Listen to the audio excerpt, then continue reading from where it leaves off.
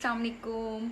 आज की इस वीडियो में मैं आपको बताऊंगी कि किस तरीके से आप कुछ पेपर्स के टुकड़ों से या रफ कुछ भी आपके पास घर में मटेरियल पड़ा हुआ है उससे एक बेहतरीन किस्म की डायरी डेकोर कर सकते हैं।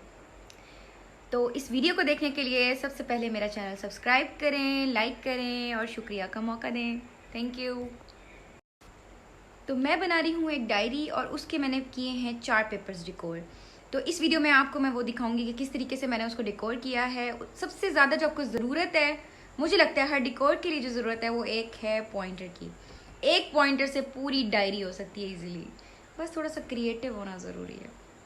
3, 2,